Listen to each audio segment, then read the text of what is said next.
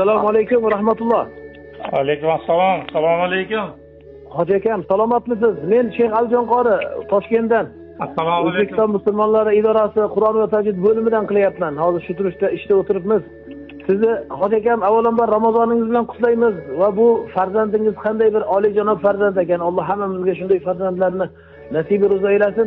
Bugunlik bu Qur'on nozil bo'lgan kunlar, barakatli kunlarda bu o'g'limiz maşallah farzandingiz Qur'onni hofizi, homili bo'lib, sizga endi tojlarni muborak bo'lsin deymiz. Muborak bo'lsin tojlar. Maşallah bu o'g'lingiz Qur'onda hofizi bo'libdi-ku, homili bo'libdi. Bizdan hozir duo so'rab, dadamga shu xabarni siz bersangiz deyapti. Maşallah. Onalariga ham muborak bo'lsin, sizlarga ham muborak bo'lsin.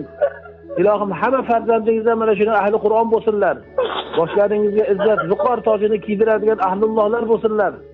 Biz juda ham xursand bo'ldik. Bizni taklif qildik, bizni idoramizga keling, uyimizga, xonadonimizga keling. Kitoblarimiz bor, sovg'alarimiz bor dedik. Juda xursand qildilar bizni. Muborak bo'lsin sizga.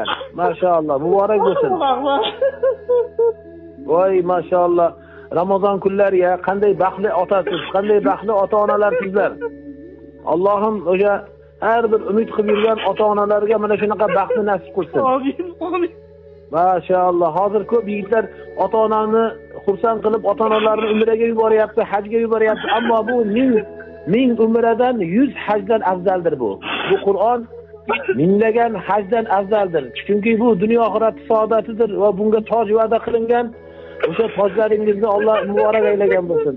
Onalarni ham tabriklang. Juda boshimiz osmonga yetdi. Maşallah. Ham bo'ldi. O'zi qayerdan sizlar? Qo'qondanmi? Ha, Dang'aradan Qo'qonga keldim. Dang'ara yaxshi yigitlar u yerda, solihlar ko'pda. Hammani tabriklang. Bugun jar solib butun olamga ayting, xursand bo'ling.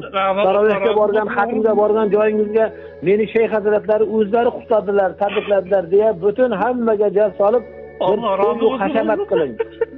Va to'yu hashamat qiling. Butun haligi nima deydi, imkoningiz bo'lsa, do'stlarni chaqirib bir iftorlar bering, aka-ukalarga, qavm qarindosh, qiyoqrobolarga hammasiga telefon qilib chiqing. Aytingki, men cheksiz baxtiyorman. Menday ota yo'q bugunlik kunda. Ramazonda Alloh meni quvontirdi. O'g'limdan Alloh rozi bo'lsin deya hammalarga telefon qiling.